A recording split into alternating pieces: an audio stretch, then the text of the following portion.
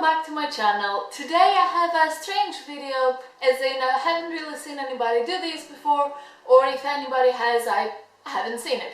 But I decided, looking at my bedroom and all the things that I have around me, to show you something that was very important for me growing up, but obviously it's not anymore in the sense that like we don't buy these things anymore, and that is CDs! I have here my CD collection. Obviously growing up in like the 90s and 2000s meant that all the music before the internet came in CDs. And like I remember I even have a couple of cassettes, but I don't have them in England, they're back in Greece. But I did have like 4 or 5 cassettes, and I had a cassette recorder, and I had some empty cassettes that I would put like near my TV and try and record, or like I would talk at the cassettes and then rewrite them over and over again. But then eventually CDs came out, and when they did, I asked my godfather for Christmas to get me a CD player because nobody wanted to get me one at home.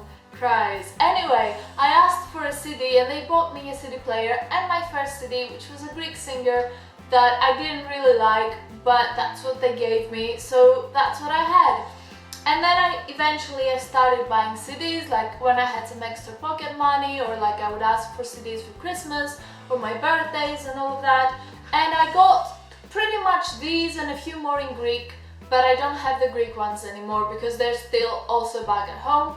When I moved to England and to London, I got the CDs that I loved with me because I always felt like the CD collection was something very personal. They were things to have and look at, even though I can find the same songs online or on Spotify like I do now.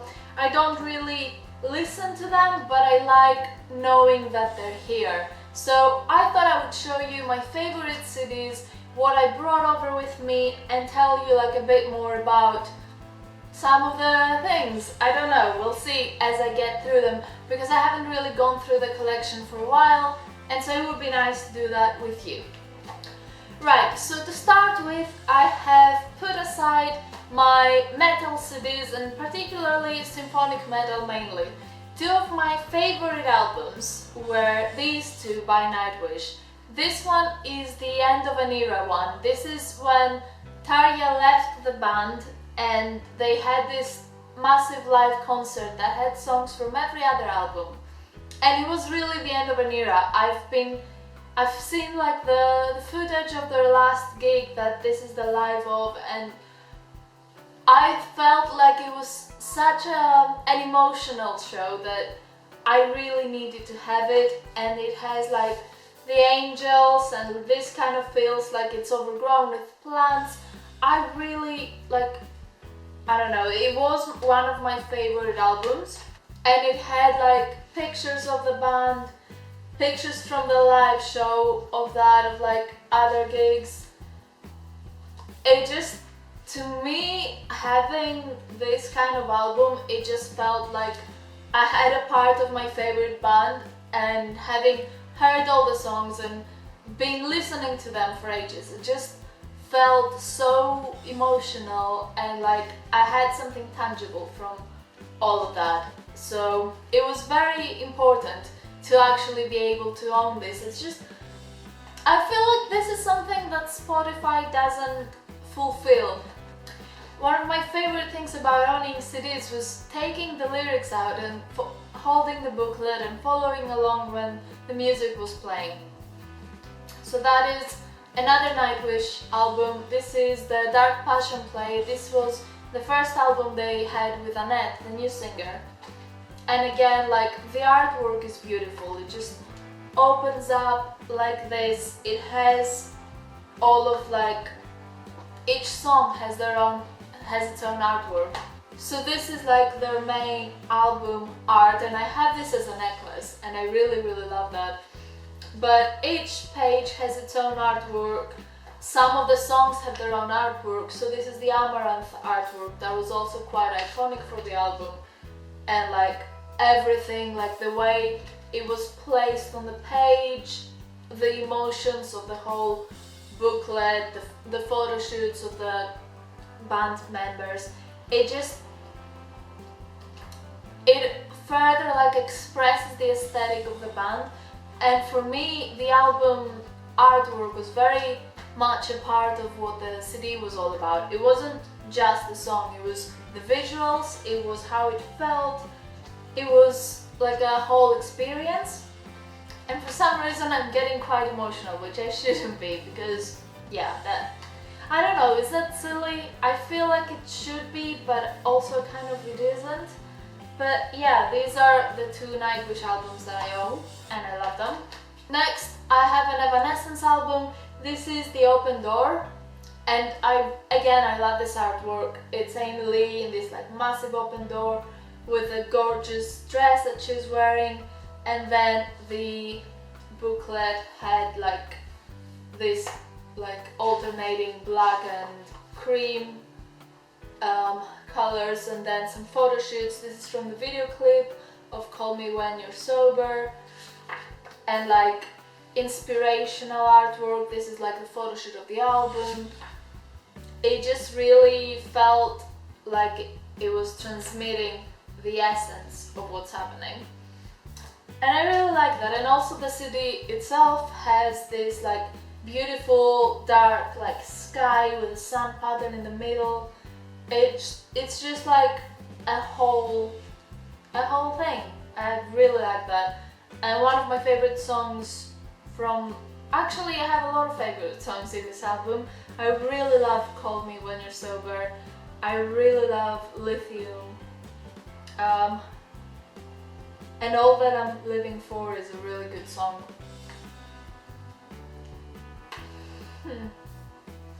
I need to stop being emotional in these videos. Oh my god, what's wrong with me? Come on, stop it. So these three, as you saw, were like made to be a bit more special. So they had the paper cover and they opened up in a fancy way, and like they were very much artwork based. So this would be the fancier CDs. But normal CDs would be more of this form. This is like the standard plastic CD cover. You open them, you just slide out the front, so it comes out, and this is like a clear plastic, and then this goes in. You might have like another artwork there, but yeah, most CDs would be like this. So they would have a very basic packaging, and then a nice booklet. So this is Krypteria. This is another like symphonic metal band, and again it has all of their aesthetic there. And a lot of the times, think of it like it was before the internet. You didn't really have access to how the musicians looked like, and I know that like I had access to like the community center internet, and I could go and like download like 20 pictures of what the music people looked like, but on a day-to-day basis, like there was no casual access, so if I can go online and see what does the singer of this band look like, it wasn't really done. So a lot of it for me was looking through the artwork of the albums to see like, oh, this is what they look like, this is who plays the bass, this is who plays the keyboard. So it added a lot to the experience. The next CD I have is Home by The Gathering. I never really got into that band as much as I thought I would, but I discovered this band because I was following this model slash photographer, and he's called Gothic Narcissus or whatever that's called, and he's Italian. And the way I found him was that I was googling song titles of the songs that I like, and then I came across one of the pictures, because all of his pictures at the time were like titled after all these like metal songs.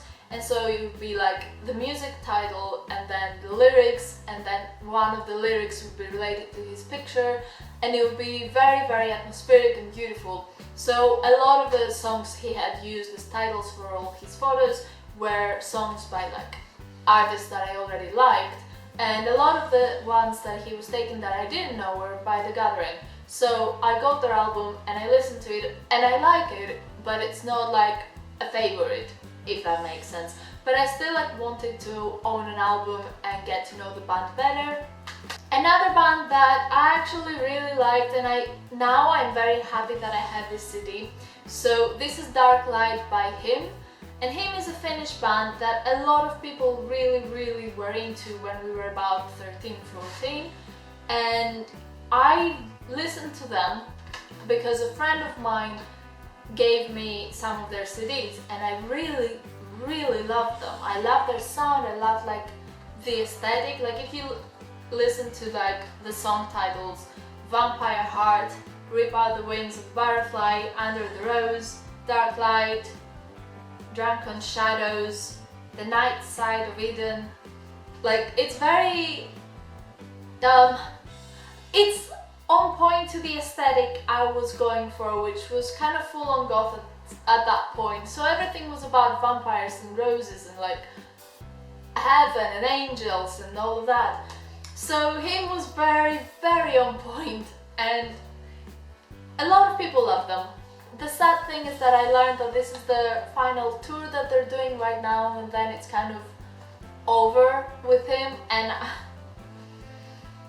I don't know, I'm glad that I own this CD, mainly because now even if the band is out, they make no more CDs. Like this one is mine, and it has been with me in like this journey of life or whatever, and I own it, and nobody can take this from me because it's part of who I am, it's part of my personal history.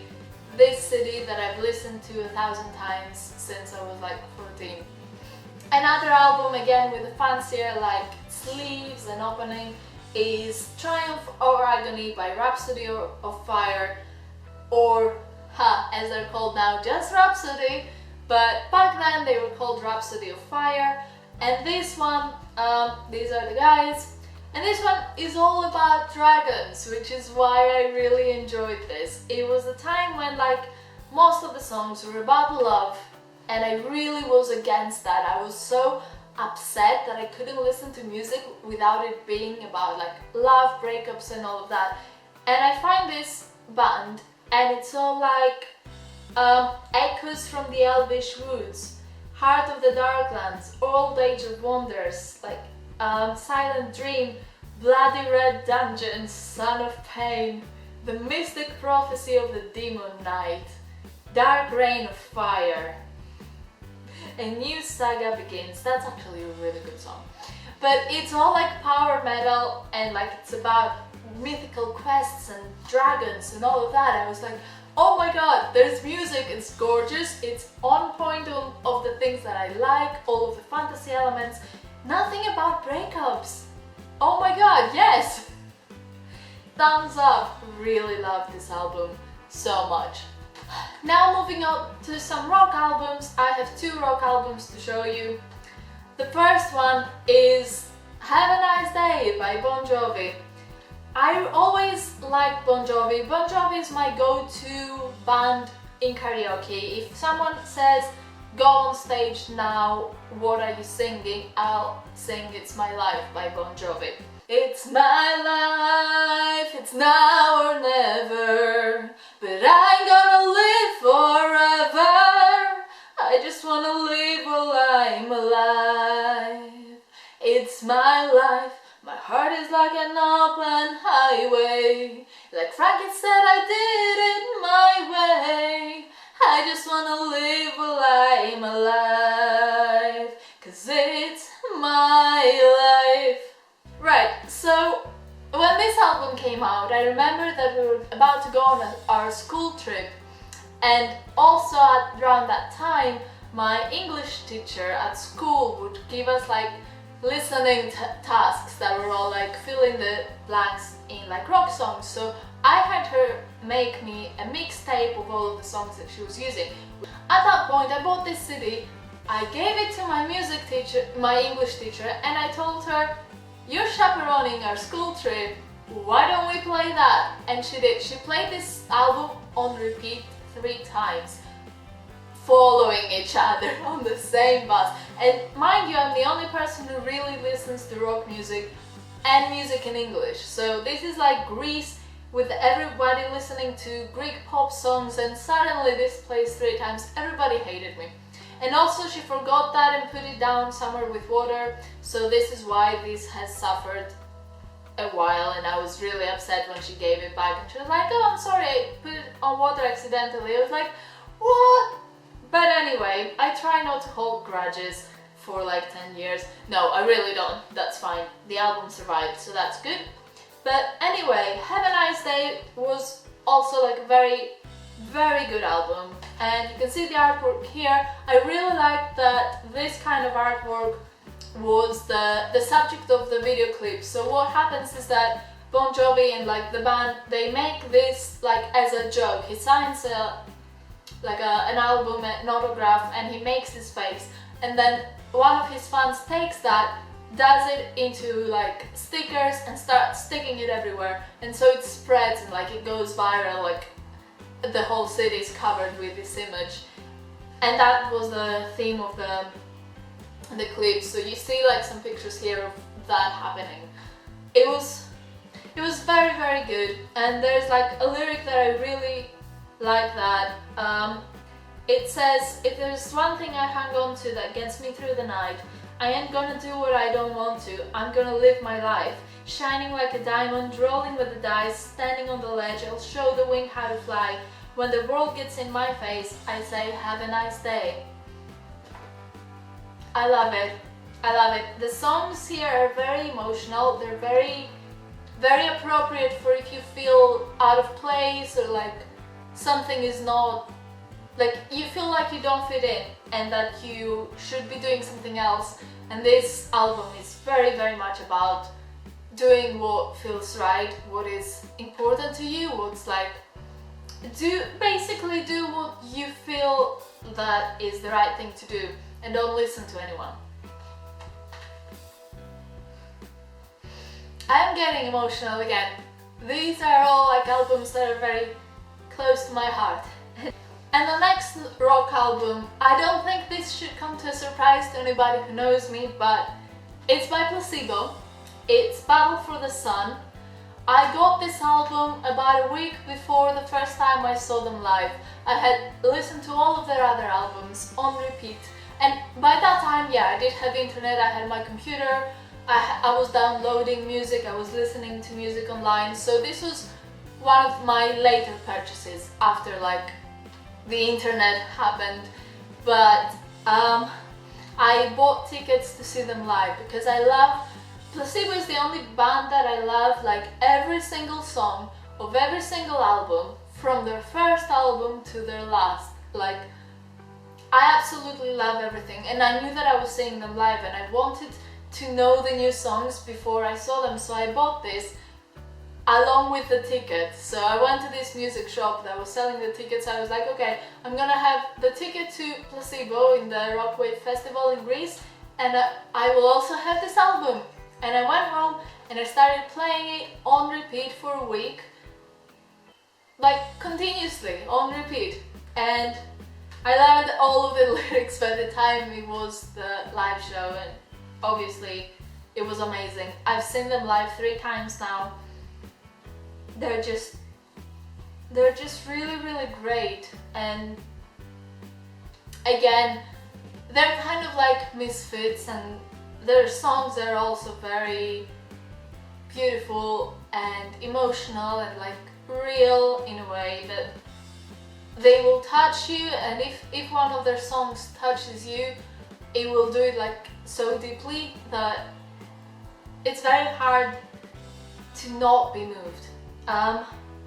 So some of my favorite songs of them are not really in this album, but from this album I really like Battle for the Sun and Ashtray Heart, The Never Ending Why, Julian, and Breathe Underwater, and Kings of Medicine. But 2 of my favorite songs ever are by Placebo, and they're from their Meds album, and they're Blind and Space Monkey. Like, Blind is one of my ultimate favorite songs ever. It's basically my favorite song. I think one of the powers of like having a CD is that I'm holding them and everything comes back and I'm gonna cry. Oh god. I'm not sad, I swear. Okay. One of my favorite things about CDs is that when you hold them, all of the emotions you have come back, and like, even if I'm not playing the song physically right now, I hold this and I look at the cover image and I remember when I bought it. I remember the emotions I felt when I was playing it, when like you physically took it out of the place that you had it out of the shelf and you open it up and you play that, and it's more of a conscious decision to listen to a song by taking it out and playing it and like doing all of that and having the album here and like looking at the pictures, looking at the words. It just made you look at the words really and listen to the words really and know what it means. And I find that a lot of the songs that I listen to now, I don't really hold the lyrics in my head. It's much harder for me to say, oh, I've heard this song a million times, and if someone says, oh, so what are the lyrics? I'm not entirely sure. And it has happened since like I don't have the physical lyrics. I found that most of the songs in these albums that I'm showing you, especially the ones that, like I said, I love them, if you started playing the song I could sing along with. Like most of the Placebo songs I can just sing it, the Bon Jovi songs I can just sing it, most of the Nightwish songs I can just sing them. It's just because you think about it so much when you hold it and look at it and listen to it, it stays with you much more and it has a bigger impact. Now for a more modern album. This one, I don't think anybody would know that, but yeah. It's called Penny Lonesome. It's by The Curious Incident. They are a relatively new band. I got this like only like a year ago or 2 years ago. So the reason I have that is mainly to support this band. We did an event with work and they came and played for us, and they pretty much played for free, I think. And so I then went to their gig that they were having and I brought some people over and I was like, I'm just gonna buy your album because you're good, you helped us out with work and what we needed. And I was like, okay, but you're like also signing this, right? And so yeah, I got I got them all to sign it. Their songs are good. So there's one called Money, which is why they have this as their like art. There's one called Diane. There's one called Please Don't Say, which was my favorite one from the album, and one called The Hunt. So it's just like a small like breaking out album, but it's a good one. And then moving on to my 4 soundtrack albums. I really love soundtracks, let me say that. Online I do listen to a lot of soundtracks, Disney soundtracks, movie soundtracks. I really like singing along to a lot of them. So one of my favorite soundtracks is the 3rd Harry Potter movie soundtrack. I think, and I know I'm biased because The Prisoner of Azkaban is my favorite book out of the Harry Potter books. It's my favorite Harry Potter movie. It's my favorite soundtrack, and it was also my favorite computer game. So out of like the 7 books and 8 movies and all of the media, the 3rd one is my top in every means that it has been out. So this one I really loved. It had some exclusive wallpapers for your computer because that's how old people did wallpapers. This is like what happened. You bought the album and it gave you wallpapers for your computer that otherwise you wouldn't find online because you wouldn't have internet. Ha ha ha ha, horrible.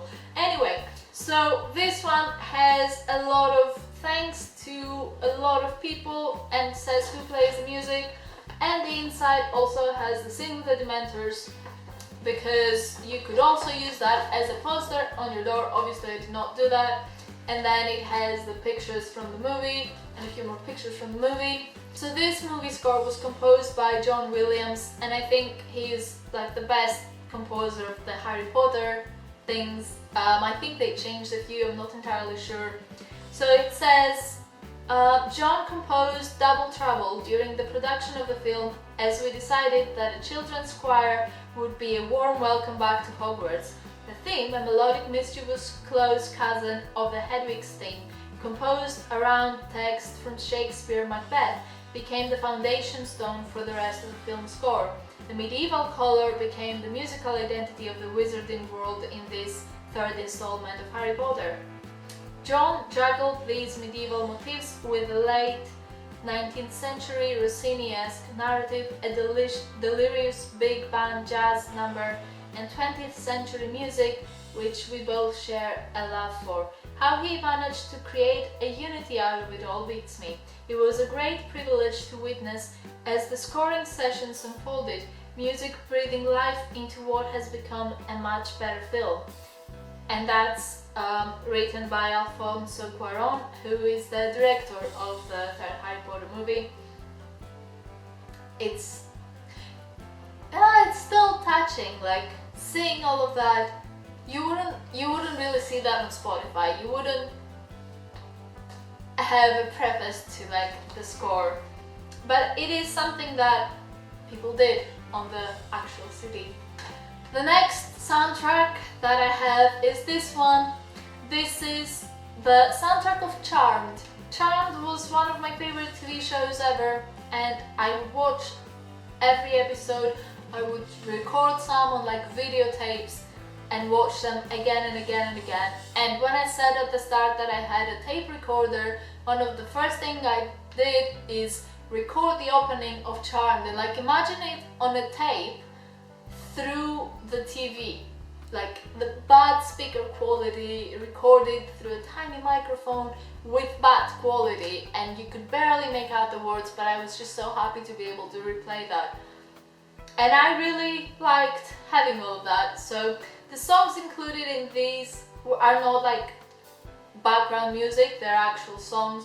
So you have Hot by Smash Mouth, you have like Stereophonics, you have other people that I really do not know who they are, which is kind of bad. I never really knew who they were, apart from Smash Mouth and Stereophonics. And Love Spit Love is the people who sing the opening theme, How Soon Is Now. So essentially, that was the song that I wanted to listen to, How Soon Is Now. That was the theme of the series. So I bought that essentially for that, and because it was Charmed and I loved them. And yeah, I was very happy when I bought that. I was like, oh my god, I have the Charmed soundtrack. Ah! But yeah, that's my childhood. The next soundtrack is the soundtrack of Fantastic Four. I know a lot of people did not like the Fantastic Four movie, but in the movie the guy who plays Doctor Doom is Julian McMahon, who was in Charmed, and he was Cole. He was the Source, and he was extremely hot, and I really had a crush on him for years and years and years. And when he was playing Doctor Doom there, I was like, oh my god, I'm pretty much watching this movie just for him.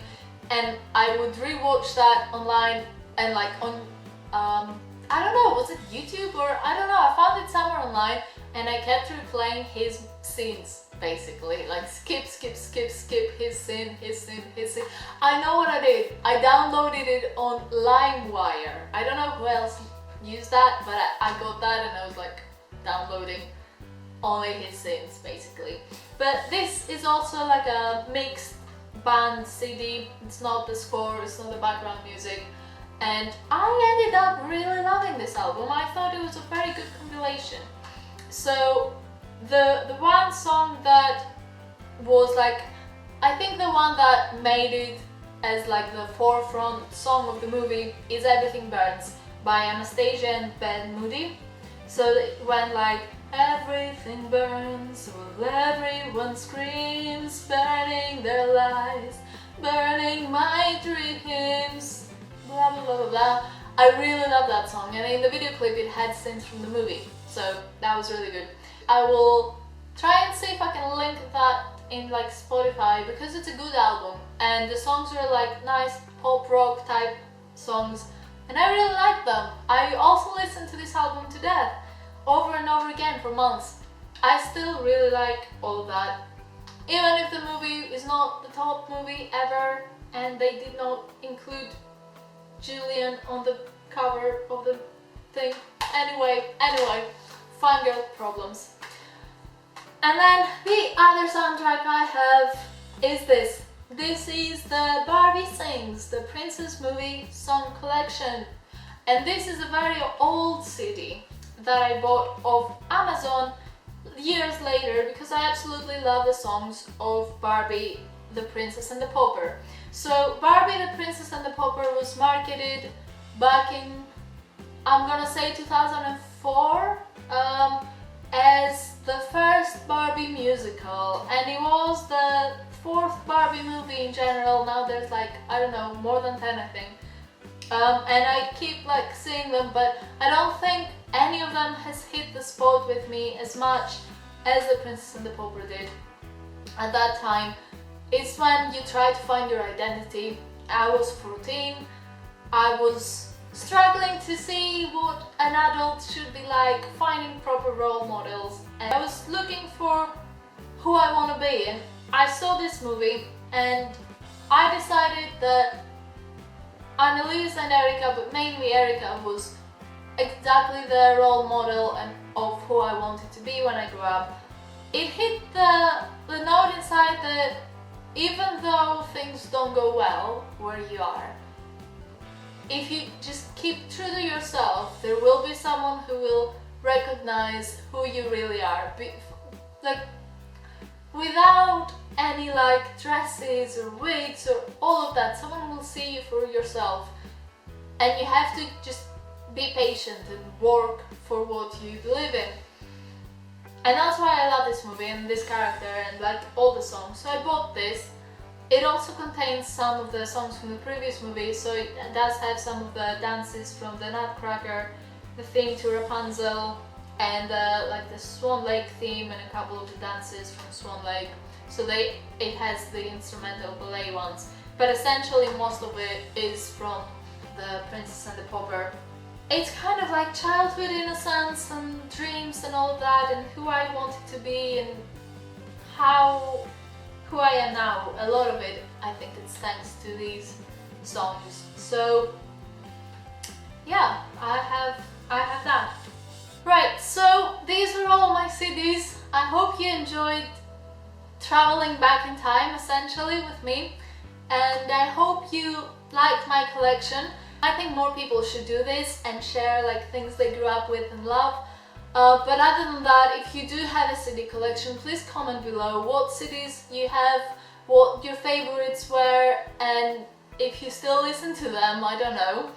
But this is something important to me, and I'm very happy that I got to share it with you. And I hope we can connect over some music that we might both love, or all of us love, or if you have one of these CDs, I would be incredibly happy because we'd be CDs twins. Is that a thing? I don't know if it is, but if it is, we will be that, or we will create that. But thank you very much for watching. Comment below anything about music that you love, and I will see you on my next video. Thank you very, very much. Bye!